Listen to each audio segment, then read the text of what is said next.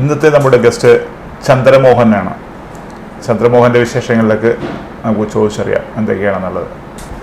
Dream media പ്രേക്ഷകർക്ക് കൊടുക്കാവുന്ന ഇൻഫയുടെ ഒരു മെസ്സേജ് ഞാൻ പറയുകയാണെങ്കിൽ ഇപ്പോൾ കേരളത്തിൽ ചെറുപ്പക്കാരോട് എനിക്ക് പറയാം, ചെറുപ്പക്കാർ ജോലി അന്വേഷിച്ച് പുറത്തേക്ക് പോകാതെ ഇവിടെ തന്നെ ഒരു സംരംഭം തുടങ്ങുക. ആ സംരംഭം തുടങ്ങി നിങ്ങൾ എന്താണ് ഉദ്ദേശിക്കുന്നത്, ആ സംരംഭത്തിന് ആവശ്യമുള്ള മിഷനറികൾ ഞങ്ങളെ സപ്ലൈ ചെയ്യാം. നിങ്ങൾക്ക് എന്തെല്ലാം ഉപദേശങ്ങൾ, ഒരു 10-40 വർഷത്തെ എക്സ്പീരിയൻസ് വെച്ച് ഒരു ചെറുകിട വ്യവസായം തുടങ്ങുമ്പോൾ ഒരു നമുക്കറിയാം, സർക്കാർ ഒരു വീട്ടിലൊരു വ്യവസായം തുടങ്ങാം. പലർക്കും അറിയില്ല. സ്വന്തം വീട്ടിലിരുന്നുകൊണ്ട് ചെറുകിട വ്യവസായം തുടങ്ങി ചെറിയ മുതൽ മുടക്കിൽ വീട്ടമ്മമാർക്ക്, ചെറുപ്പക്കാർക്ക് അവരെ സോഷ്യൽ മീഡിയ വഴി അവരുടെ ഉൽപ്പന്നങ്ങൾ മാർക്കറ്റ് ചെയ്ത് ഒരു ക്വാളിറ്റിയുള്ള ഉൽപ്പന്നങ്ങൾ ഉണ്ടാക്കുക. അങ്ങനെ ഉണ്ടാക്കിയാൽ തീർച്ചയായിട്ടും മാർക്കറ്റിംഗ് നിങ്ങൾ എന്താണോ തുടങ്ങാൻ നിങ്ങളുടെ സ്വപ്നം എന്ന് പറഞ്ഞാൽ അത് സാക്ഷാത്കരിക്കാനുള്ള എല്ലാ സഹായവും ഞങ്ങളുടെ ഭാഗത്തുനിന്നുണ്ടാകും.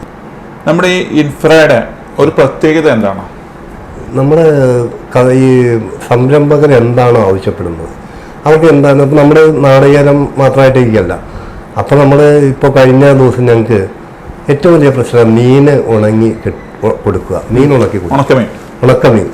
അതിന് പറ്റിയ ഡ്രയറുകളില്ല എന്നത് ഇവിടെ അന്വേഷിച്ച് വന്നു, ഞങ്ങൾ ചെയ്തു. അതിപ്പോൾ ട്രയൽ അടിച്ചുകൊണ്ടിരിക്കുന്നു. അപ്പോൾ അങ്ങനെയുള്ള ആളുകൾ, അതുപോലെ ഇപ്പോൾ ഞങ്ങൾ ഏലക്ക ഉണക്കുന്നത്, ഇങ്ങനെ എന്ത് ആണോ സംരംഭകൻ്റെ ആവശ്യം അതനുസരിച്ചുള്ള ഡ്രയറുകൾ, മറ്റു മിഷനുകൾ അവർക്ക് ഇപ്പം ഞങ്ങൾ വേറെ മിഷനുകളിലേക്ക് അടുക്കുക.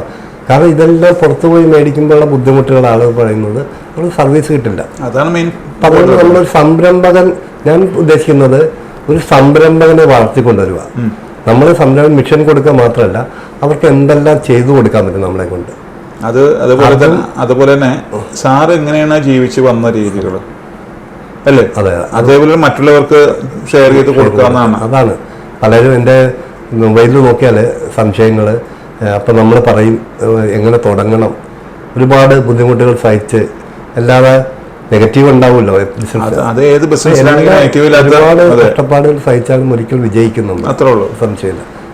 ഇപ്പോൾ അതുപോലെ തന്നെയാണ് ഇപ്പം സാറിൻ്റെ കാര്യം പറഞ്ഞ പോലെ തന്നെ മരുമോൻ ബാങ്കിൽ വർക്ക് ചെയ്യുന്ന ഒരു വ്യക്തി എന്തുകൊണ്ടാണ് ഈ ഒരു പ്രസ്ഥാനത്തിലേക്ക് വരാൻ കാര്യം? അതിന് അച്ഛനടുത്ത് കുറച്ച് കാര്യങ്ങൾ ഫസ്റ്റ് അറിഞ്ഞു, അതിനെ കുറിച്ചുള്ള എങ്ങനെയൊക്കെയാണ് അതിൻ്റെ ഒരു വശങ്ങൾ എങ്ങനെയൊക്കെയാണെന്നുള്ളത് അല്ലേ? അതെ അതെ. എന്നിട്ടാണ് ആ സംരംഭത്തിലേക്ക് ഇറങ്ങുന്നത്. ഇപ്പോൾ തിരിഞ്ഞു നോക്കുമ്പോൾ അന്ന് ജോലിക്ക് പോകാതെ സംരംഭത്തിൽ ഇറങ്ങിയത് തന്നെയാണ് നല്ലതെന്ന് 2 വർഷം കൊണ്ട് മനസ്സിലാക്കുന്നുണ്ട്. കാരണം ഒരു വരുമാനത്തിന് പരിധിയില്ല. അപ്പോൾ നമുക്കൊരു ബാങ്കിൽ ജോലി ചെയ്യാൻ 50,000 60,000 പിന്നെ ഒരുപാട് വർക്ക് ചെയ്യുന്നു. അത് ഒരു സ്വന്തമായി വർക്ക് ചെയ്ത് പലരും പിന്തിരിപ്പിക്കാൻ ശ്രമിക്കും, പിന്തിരിപ്പിക്കാൻ ശ്രമിച്ചിട്ടുമുണ്ട്. പക്ഷെ അതെല്ലാം ധൈര്യപൂർവ്വം വന്ന് അച്ഛൻ്റെ ഒപ്പം നിൽക്കാൻ കാണിച്ച മകനല്ല മരുമകനാണ്. അതെ, അത് വളരെ എന്താ പറയാ, ഒരു നല്ലൊരു കാഴ്ചപ്പാട് തന്നെയാണ് ശരിക്കും. അത് ചെറുപ്പക്കാരങ്ങനെ കടന്നു വരാൻ ഭയങ്കര ബുദ്ധിമുട്ടാണ്. അതായത് അവർക്ക് ഇപ്പോഴത്തെ ഒരു കാലഘട്ടം വെച്ച് പറയുകയാണെങ്കിൽ ന്യൂജൻ ടെക്നോളജിയാണ് അല്ലേ? അതെ അതെ. ഇപ്പോഴത്തെ ആൾക്കാർക്ക് എന്താ പറയാ, ശരിക്കും കുറെ കാശ് ഉണ്ടാക്കുക എങ്ങനെയാലും എങ്ങനെയാണ് പറ്റിച്ച് എങ്ങനെയാലും പൈസ ഉണ്ടാക്കുന്നത് അല്ല, ആ ഒരു അല്ലേ? അതെ, അതിൽ നിന്ന് മാറി അവർക്ക് കൊടുക്കാന്നുള്ള ഒരു മെസ്സേജ് എന്താണ് നമ്മുടെ? ഞാൻ പറയുന്നത് കേരളത്തില് പുറത്തേക്കാണല്ലോ ഇപ്പൊ പോകുന്നത്. പുറം രാജ്യങ്ങളിലേക്ക് കഷ്ടപ്പെടാൻ പോവുകയാണ്. എന്തുകൊണ്ട് കേരളത്തിൽ നിങ്ങൾക്ക് ഒരു ചെറിയ സംരംഭം തുടങ്ങി? നമ്മുടെ ഏറ്റവും വലിയ കൺസ്യൂമർ സ്റ്റേറ്റാണ് കേരളം, ആവശ്യക്കാരുടെ. അപ്പോൾ ഒരുപാട് നമ്മുടെ വിദേശങ്ങളിൽ ഇരിക്കുന്ന ആളുകളും നമ്മുടെ പ്രോഡക്റ്റ് കൊണ്ടുപോകുന്നുണ്ട്. അപ്പോൾ നമുക്കിവിടെ ഒരുപാട് സാധ്യതകളുണ്ട്. അത് പ്രയോജനപ്പെടുത്തിയാൽ, റിസ്ക് എടുക്കാൻ തയ്യാറായാൽ നമുക്കിവിടെ വിജയിക്കാം. അപ്പോൾ ചെറുപ്പക്കാർ റിസ്ക് എടുത്ത് ബിസിനസ്സിലേക്ക് ഒരുപാട് പേര് വരുന്നുണ്ട്, ഇല്ലെന്നല്ല, ധാരാളം സംരംഭങ്ങൾ തുടങ്ങുന്നുണ്ട്. അത് തുടങ്ങുമ്പോൾ അതിനകത്ത് ഒരുപാട് നെഗറ്റീവ്സ് വരും. അതിനെ പ്രതിസന്ധി ഘട്ടങ്ങളിൽ നമ്മൾ പുറകോട്ട് തളർന്നിരിക്കരുത്. പ്രതിസന്ധി ഘട്ടങ്ങൾ വരും ബിസിനസ്സിൽ, ഇല്ലെന്ന് പറയണില്ല. ഇപ്പോൾ ഒരുപാട് സഹായങ്ങൾ വേണം, അത് വേണം. അതില്ലാതെ അവിടെ നമ്മൾ പതറരുത്. അതുപോലെ തന്നെയാണ് ഞാനിപ്പോൾ ചോദിക്കാൻ പറ്റുന്നത്. അടുത്ത കാര്യം ഒരു ബിസിനസ്സുകാരന് വേണ്ട ക്വാളിറ്റി എന്തൊക്കെയാണ്? ഒരു ബിസിനസ്സുകാരന് വേണ്ടത് അവന് ഒരു പങ്ക്ച്വാലിറ്റി വേണം. അവൻ്റെ പ്രോഡക്റ്റ് അവനൊരു പാഷനാക്കണം ആ ബിസിനസ്സിൽ. അവൻ എന്ത് വന്നാലും അവൻ്റെ ബിസിനസ് കഴിഞ്ഞ് അവന് എന്തൊക്കെ ആരൊക്കെ പറഞ്ഞാലും എൻ്റെ ബിസിനസ് അത് നല്ലത് തന്നെയാണ് എന്നൊരു തോന്നലാണ്. എൻ്റെ ബിസിനസ് പരാജയമാണെന്ന് പറയരുത്. പലപ്പോഴും ആളുകൾ പറയുന്നത് ബിസിനസ് മോശമാണ്, അങ്ങനെ ഒരിക്കലും പറയരുത്. ബിസിനസ് നന്നായി പോകുന്നു, ആ മനസ്സിനെ അങ്ങനെ കൊണ്ടുപോകണം. ഞാൻ ഒരുപാട് കഷ്ടപ്പെട്ടിട്ടുണ്ട്, അപ്പോഴൊന്നും ഞാൻ ഈ ബിസിനസ്സിനെ താഴ്ത്തി പറയില്ല. ബിസിനസ് എങ്ങനെ മുകളിലേക്ക് കൊണ്ടുപോകുന്നതാണ്. അപ്പം അതെൻ്റെ സ്വപ്നം അത് യാഥാർത്ഥ്യമാക്കാൻ ഒരുപാട് വർഷം വേണ്ടി വന്നു. മറ്റ് 40 വർഷം കൊണ്ട് ഇവിടെ ഒന്നും അല്ല എത്തണ്ടേന്ന് തോന്നും. പക്ഷേ എനിക്കിപ്പോൾ സാറ്റിസ്ഫൈഡാണ്, ഞാൻ ഇങ്ങനെയൊക്കെ എത്തി എന്നുള്ളത്. എനിക്കിപ്പോൾ ഈ 73 വയസ്സായി കഴിഞ്ഞു. ഇപ്പോൾ വളരെ സാറ്റിസ്ഫൈഡ് ആയിട്ട് ഇപ്പോഴും തന്നെ ആക്റ്റീവാണ്. ഞാൻ ആക്റ്റീവാണ് അല്ലേ ബിസിനസ്സിൽ. അത് ബിസിനസ്സാണ് അങ്ങനെ കൊണ്ടുപോകുന്നത്. രോഗങ്ങൾ നമ്മൾ പറയും ഈ പ്രായമാകുമ്പോൾ നമുക്ക് ഷുഗറാണ്, പ്രഷറാണ്, വയ്യാന്ന് പറഞ്ഞിരിക്കുമ്പോൾ ഇതൊന്നും ഒരു വിഷയമല്ല എന്നുള്ളത് മനസ്സാണ്. മനസ്സ് പോസിറ്റീവാണ്. സ്വല്പം ഈശ്വരവിശ്വാസമൊക്കെ ഉണ്ടെങ്കിൽ നമുക്ക് നന്നായി പോകാൻ പറ്റും. അതുപോലെ തന്നെ നമ്മളിപ്പോൾ ഇത്രയും വർഷങ്ങളായെന്ന് പറഞ്ഞില്ലേ നമ്മൾ മിഷനറി കൊടുത്ത്, ഈ ഇത്രയും കാലത്തെ ഒരു എക്സ്പീരിയൻസ് വെച്ച് പറയുകയാണെങ്കിൽ എത്രത്തോളമാണ് നമ്മുടെ കസ്റ്റമേഴ്സിൻ്റെ സാറ്റിസ്ഫാക്ഷൻ? നല്ലൊരു 80% കസ്റ്റമേഴ്സും സാറ്റിസ്ഫൈഡാണ്. ഇപ്പോഴാണ് ഞങ്ങളുടെ ഈ മറ്റേ ഞങ്ങളുടെ ഇൻഡസ്ട്രിയൽ ഫീൽഡാണ്, ഞങ്ങൾക്ക് കുഴപ്പമില്ല. ഇപ്പം നമ്മളില്ലേ പെൻസില പോളിമേഴ്സൊക്കെ ഹിന്ദുസ്ഥാൻ ലാറ്റക്സൊക്കെ 10-30 വർഷമായിട്ട് ഞങ്ങളുടെ കൂടെയാണ്. അതൊരു വലിയ ഞങ്ങളുടെ ഈ കമ്പനികളെല്ലാം ഞങ്ങളുടെ ഒപ്പമാണ്.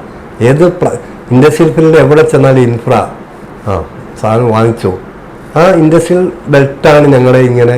ഇപ്പം ഞങ്ങളുടെ ഒരു പുതിയ പ്രോഡക്റ്റ് ഉണ്ടാക്കിയപ്പോഴും ഞങ്ങളുടെ സോഷ്യൽ മീഡിയ ഷെയർ ചെയ്ത് പോയത് ഇതൊക്കെ ഈ വ്യവസായ ഇൻഡസ്ട്രിയൽ ഫീൽഡിലുള്ള പരിചയമാണ്. അതാണ് ഞങ്ങൾക്ക് മാർക്കറ്റ്. ഇപ്പം ഞങ്ങൾ ഇപ്പോൾ കൺസ്യൂമർ ഈ കസ്റ്റമർ എന്ന് പറഞ്ഞാൽ സംരംഭകരാണ്. ഇൻഡസ്ട്രിയൽ ഫീൽഡിൽ എന്ന് പറയുന്നത് വ്യവസായമായിട്ട് ഇരിക്കുന്നവരാണ്. ഇപ്പോൾ പുതിയ സംരംഭകരാണ്, അവർ സാറ്റിസ്ഫൈഡാണ്. ഞങ്ങൾ പറയുകയാണെങ്കിൽ ഞങ്ങൾ പറയുന്നത് ഞങ്ങളുടെ മിഷൻ എടുത്ത് നിങ്ങൾക്ക് എന്തെങ്കിലും സംബന്ധിച്ച് ആ മിഷൻ തിരിച്ചും തന്നേക്കും. ഡ്രയർ കൊണ്ടുപോയി അത് ഉപയോഗിക്കാൻ പറ്റില്ല, തിരിച്ചെടുത്തോളാം. ഞങ്ങൾ ആ ഒരു വാഗ്ദാനം ചെയ്യല്ലേ, പൈസ നിങ്ങൾക്ക് തന്നേക്കാം. അപ്പം അത് ആരും അതൊരു കസ്റ്റമറുടെ ഒരു സന്തോഷം തന്നെയല്ലേ പറയുമ്പോൾ നിങ്ങൾ. അതുപോലെ ഞങ്ങളുടെ ഇവിടെ വരുന്ന ആളുകളുടെ കൊട്ടേഷൻ ഒരുപാട് കൊട്ടേഷൻ വാങ്ങിക്കും. ഞങ്ങൾ പറയും നിങ്ങളുടെ ഡ്രയർ കൊണ്ടുപോയ ആളുകളുണ്ട്, അവിടെയൊക്കെ പോയി അന്വേഷിച്ച് അവരുടെ സാറ്റിസ്ഫാക്ഷൻ ആണ് നോക്കിയിട്ട് വന്നെടുത്താൽ മതി, തിരക്ക് പിടിക്കണ്ട. ഇന്ന് തന്നെ നമ്മൾ ഈ പറയുന്നത് പോലെ അതൊരു കച്ചവടമാണ്. പക്ഷെ എന്നാലും അത് നമ്മൾ കൊടുക്കുന്ന സാധനം പെർഫെക്റ്റ് ആയിരിക്കണം എന്നുള്ള ആ ഒരു നിർബന്ധമാണ്. അത് ഫോളോ ചെയ്യണമെന്ന് മരുമോനോടും പറഞ്ഞിട്ടുണ്ട്. അതെ, അത് ഫോളോ ചെയ്താലേ നമുക്ക് നിലനിൽപ്പുള്ളൂ. അതുകൊണ്ടാണ് ഇത്രയും നാളായിട്ട് കൊണ്ടുവന്ന നമ്മൾ ഇത്രയും വളർത്തിക്കൊണ്ടുവന്ന ഇൻഫ്ര അല്ലേ, അതിപ്പോഴും പടർന്ന് പന്തലിച്ചിങ്ങനെ നിൽക്കുന്നത് അല്ലേ. ഇപ്പൊ തമിഴ്നാട് ഗവൺമെന്റ് ഒരു അംഗീകാരം കിട്ടിയപ്പോൾ എനിക്ക് വലിയൊരു മനസ്സിൽ ഭയങ്കര സന്തോഷം. കാരണം മറ്റൊരു സ്റ്റേറ്റിന്റെ ഒരു അത് അറിഞ്ഞപ്പോഴാണ് കേരളത്തിലുള്ള പലരും എന്നെ അറിയപ്പെടുന്നത്. അങ്ങനെയാണ് സാറിന് കൂടുതൽ ഇൻഫ്ലുവൻസ് ശരിക്കും അറിയപ്പെടുന്നത് അല്ലേ. തമിഴ്നാട്ടിൽ പോയി മിക്ക ആൾക്കാർ ഇപ്പൊ നമ്മുടെ മലയാളികളിൽ പൊതുവെ ബാംഗ്ലൂർ മറ്റേ ഇവിടെ കോയമ്പത്തൂരൊക്കെ പോയിട്ടാണ് മിഷനറി എടുക്കുന്നത് അല്ലേ. ഇങ്ങനത്തെ സംഭവങ്ങൾ കാണുന്നത് ഇവിടെ ആദ്യമായിട്ടാണ്. ഇപ്പൊ നമ്മളിപ്പോ ഇത് തന്നെ വളരെ റേറായിട്ടാണ് കാണുന്നത് ഇങ്ങനത്തെ ഒരു സംരംഭം. അറിയില്ല. പിന്നെ നമ്മുടെ അരയങ്കാവ് തന്നെ അറിയപ്പെടാതെ തുടങ്ങിയത് സാറിന്റെ ഒരു ഇൻഡസ്ട്രിയൽ എസ്റ്റേറ്റ് ഇവിടെ ഉണ്ട്. ഇൻഫ്രയുടെ ഒരു ക്വാളിറ്റി കൂടിയാണ് അല്ലേ, എല്ലാവരും അറിയപ്പെടുന്നത്. കാരണം സോഷ്യൽ മീഡിയ അത് ഏറ്റെടുത്തപ്പോൾ ധാരാളം ആളുകൾ കാണുകയും ഇവിടെ വരികയും അവിടെ വന്ന് അന്വേഷിക്കുന്നത് എവിടെയായി സ്ഥാപനം. അത് ആർക്കും നാട്ടുകാർക്ക് അറിയില്ല. ഇൻഫ്ര ഇലക്ട്രിക്കൽസ് അവർ കാരണം അവര് അറിയേണ്ട ആവശ്യമില്ല, നമ്മളെന്താ ഉണ്ടാക്കണമെന്ന് അറിയാം. പക്ഷേ വ്യവസായികളോട് ചോദിച്ചാൽ ഇപ്പോൾ ഹിന്ദുസ്ഥാനായിട്ട് ഇന്ന സ്ഥലത്താണല്ലേ, തൃശ്ശൂർ സ്റ്റാർ പൈപ്പ് ചോദിച്ചാൽ അത് ഇന്ന കാഞ്ഞിരത്താണെന്ന് പറയും. പക്ഷെ ഇവിടെ നാട്ടുകാർക്ക് അത് അറിയില്ല. അവിടെ ഇവിടെ അടുത്ത OEN ആണ് ഞങ്ങൾ ഏറ്റവും അടുത്തുള്ള നല്ല കസ്റ്റമർ. OEN ഇന്ത്യയാണ്. അവരുടെ 3 കമ്പനികളിലേക്ക് ഞങ്ങളാണ് സ്ഥിരം ഇപ്പോഴും നമ്മൾ കൊടുക്കുന്നത്. പിന്നെ ഗവൺമെന്റ് കമ്പനികൾ ട്രാക്കോ കേബിൾസ്, പിന്നെ കാർബോറാണ്ട കെമിക്കൽസ് എല്ലാം ഞങ്ങളുടെ നല്ല കസ്റ്റമേഴ്സാണ്. ഏതൊരു പ്രസ്ഥാനത്തിന്റെ മെയിൻ പാർട്ട് എന്ന് വെച്ചിട്ടുണ്ടെങ്കിൽ അവിടുത്തെ സ്റ്റാഫാണ് അല്ലേ. അതെ അതെ, ആ സ്റ്റാഫ് ഉണ്ടെങ്കിലേ കമ്പനിയുള്ളൂ അല്ലേ. ഞാൻ എപ്പോഴും പറയുന്നതാണ്, നമ്മൾ എത്രത്തോളമാണ് അത് അവരുടെ ഒരു എഫർട്ടും കൂടിയാണല്ലോ. അവര് ആത്മാർത്ഥതയുള്ള ജോലിക്കാരുണ്ടെങ്കിൽ ആ പ്രസ്ഥാനം മുമ്പോട്ടുള്ളൂ. അപ്പം ഞങ്ങളുടെ ജീവനക്കാരെല്ലാം വളരെ സിൻസിയറാണ്. നമ്മൾ അതനുസരിച്ച് അവർക്ക് വേതനം കൊടുക്കുന്നു, അവിടെ നമ്മൾ കുറയ്ക്കുന്നില്ല. അവര് എന്റർടൈൻമെന്റ് അവർക്ക് കൊടുക്കുന്നു, അങ്ങനെയുള്ളതൊക്കെ ചെയ്തു. അതായത് നമ്മുടെ കുടുംബത്തിലൊരു അംഗത്തെ പോലെയാണ് നമ്മുടെ കുടുംബമായിട്ട് ഈ ബിസിനസ് എന്ന് പറയുന്ന ഒരു കുടുംബമാണ്. അത് നമ്മൾ എപ്പോഴും കീപ്പ് ചെയ്തില്ലെങ്കിൽ അത് ടീം വർക്കായിട്ട് നമ്മൾ ചെയ്താൽ നമുക്ക് പൈസ ലാഭം ഉണ്ടാക്കുന്ന അവര് വർക്ക് ചെയ്തിട്ടാണ്. നമ്മൾ പറയുന്ന കാര്യം അവർ ചെയ്തു വരുമ്പോഴാണ് മാർക്കറ്റിലേക്ക് നമുക്ക് തീർച്ചയായിട്ടും അവരുടെ ഐഡിയ ഇല്ലല്ല, നമ്മുടെ ഐഡിയ ഉണ്ട്, അവരുടെ ഐഡിയ ഉണ്ട്. അവര് നന്നായി ഫിനിഷിങ് ചെയ്ത പ്രോഡക്റ്റ് ആക്കുമ്പോഴാണ് തീർച്ചയായിട്ടും. അപ്പോൾ ജീവനക്കാര് ഒരു ഭാഗമാണ് ഇതിന്റെ ഒരു നല്ലൊരു ഭാഗം തന്നെയാണ്. അങ്ങനെയാണ് ഞാൻ കാണുന്നതും മുമ്പോട്ട് കൊണ്ടുപോകുന്നതും അങ്ങനെ തന്നെയാണ്. ഓക്കെ, അതുപോലെ തന്നെ ഇനി ഫാമിലിയിലേക്ക് വരാം. എത്രത്തോളാണ് ഫാമിലിയുടെ സപ്പോർട്ട്? ഫാമിലി സപ്പോർട്ട് ഈ ബിസിനസ്സിൽ നമ്മൾ തളർന്നിരിക്കുമ്പോൾ കുറ്റങ്ങളുണ്ടാവും, കുറ്റപ്പെടുത്താനുണ്ടാവും, അത് ഫാമിലിയിൽ നിന്നൊക്കെ വരും. എന്നാൽ വിജയിക്കുമ്പോൾ സപ്പോർട്ട് ചെയ്യാനും അവരുണ്ടാവും. പക്ഷെ എൻ്റെ ഞാൻ പറഞ്ഞില്ല, മരുമകൻ ഭയങ്കരമായിട്ട് സപ്പോർട്ട് ചെയ്യാം. ഈ ബിസിനസ് നമുക്ക് ഡെവലപ്പ് ചെയ്ത് കൊണ്ടുവരാം, അതൊരു ബൂസ്റ്റിംഗ് ആയിരുന്നു. അതുപോലെ എൻ്റെ മോള്, മോനും ഒരു മോളും. മോനെ ഇലക്ട്രിക്കൽ ഡിപ്ലോമ കഴിഞ്ഞാണ്, ഇവിടെ അമേരിക്കയിലാണ്, മെക്സിക്കോയിലാണ്, ഇവിടെ ജോലിയായിട്ടങ്ങ് പോയി. ഇതൊന്നും ഇല്ലാത്ത ടെക്നിക്കൽ സൈഡില്ലാത്ത മരുമകൻ കടന്നു വന്ന് ബിസിനസ് ഏറ്റെടുത്തു. മോള് സപ്പോർട്ടായിരുന്നു. അച്ഛൻ്റെ ബിസിനസ് കൊണ്ടുപോക്കോ ധൈര്യമായിട്ട്, പിന്നെ അങ്ങനെ പറഞ്ഞൊരു ഇതാണ് മകൾ പറഞ്ഞുകൊണ്ടാണ് മരുമകന്. അത് മോള് പറയാണ് അതിനൊന്നും പോകണ്ട, എവിടെയും ജോലി മതി എന്ന് പറഞ്ഞാൽ ഇതിനകത്തേക്ക് ഇറങ്ങില്ല. അപ്പം അതല്ല, ബിസിനസ് നോക്കിയോ ധൈര്യമായിട്ട് മുമ്പോട്ട് പോകാം എന്ന് പറഞ്ഞൊരു സപ്പോർട്ടിങ് മരുമകന് കിട്ടിയത് വലിയതാണ്. ഈ മരുമകൻ്റെ ചേട്ടൻ, പുള്ളിക്ക് ബിസിനസ് ഭയങ്കര താല്പര്യമുള്ളതാണ്. അപ്പോൾ പുള്ളി ശരിക്കും ബൂസ്റ്റ് ചെയ്തു. ഇങ്ങനെ അച്ഛൻ തുടങ്ങിയ ബിസിനസ് ഏറ്റെടുക്കുക, ധൈര്യമായിട്ട് ഏറ്റെടുക്കാൻ പറഞ്ഞൊരു ഇവരിങ്ങനെ ചർച്ച ഞങ്ങൾ ചെയ്യുമ്പോൾ അതൊരു മോട്ടിവേഷൻ ആയിട്ട് തോന്നും. തീർച്ചയായിട്ടും. അല്ല, അത് അച്ഛന് ഈ സംരംഭം വളർത്തി കൊണ്ടിട്ട് കൂടെ നിൽക്കാനായിട്ട് അല്ലേ, മരുമക്കളായിട്ടും മകളായിട്ടും അങ്ങനെ അല്ലേ. അതെ, അപ്പൊ അതൊരു വലിയൊരു സന്തോഷം തന്നെ. സാധാരണ അങ്ങനെ വരാറില്ല പ്രശ്നങ്ങൾ, ഞങ്ങളുടെ ഒരു പ്രശ്നങ്ങളുമില്ല. എനിക്ക് ഇത് മരുമകനാണ് എന്നൊരു തോന്നല് മകൻ തന്നെയാണ്. ബിസിനസ്സിലൊക്കെ എല്ലാം ഞാൻ പറയാതെ ഒരു കാര്യമില്ല, എന്ത് ഫിനാൻസ് ചെയ്യണമെങ്കിലും ഒക്കെ എന്നോട് ചോദിച്ചിട്ടേ ചെയ്യും, അല്ലാതെ സ്വന്തം ഇഷ്ടപ്രകാരം ഒന്നും ചെയ്യില്ല. ഫ്യൂച്ചർ പ്ലാൻ എന്താ? ഫ്യൂച്ചർ ഞങ്ങൾ 2030 ആകുമ്പോഴത്തേക്കും ഒരു 10 കോടി രൂപ ടേൺ ഓവറുള്ള ഒരു വലിയ കമ്പനി സംരംഭമായിട്ട്, അതായത് ശരിക്കും പറഞ്ഞാൽ നമ്മുടെ ഈ അരയങ്കാവില് ഈ ഇൻഡസ്ട്രിയിലെ ഒരു വലിയൊരു പ്രൊജക്റ്റായിട്ട് മാറും അല്ലേ? അതാണ് മനസ്സിലുള്ള അതിനുവേണ്ടി. അത് ഞാൻ പലപ്പോഴും പറയും, ഈ വ്യവസായ സംരംഭങ്ങളുടെ യോഗങ്ങളിലൊക്കെ പോകുമ്പോൾ ഞാൻ അതൊരു വലിയ ഇതായിട്ടാണ് പറയുന്നത്. ഞാനത് കൊണ്ടുവരും. നമ്മൾ വിചാരിച്ച നടക്കും, നമ്മുടെ സ്വപ്നം നമ്മൾ വിചാരിച്ച നടക്കാത്ത സംഭവങ്ങളൊന്നുമില്ല അല്ലേ? നമ്മൾക്ക് ശരിക്കും പറഞ്ഞിട്ടുണ്ടെങ്കിൽ ഇപ്പോൾ സാറ് 10ാം ക്ലാസ്സും പഠിച്ചിട്ടാണ് ഈ ഒരു പ്രസ്ഥാനത്തിലേക്ക് വന്നത്.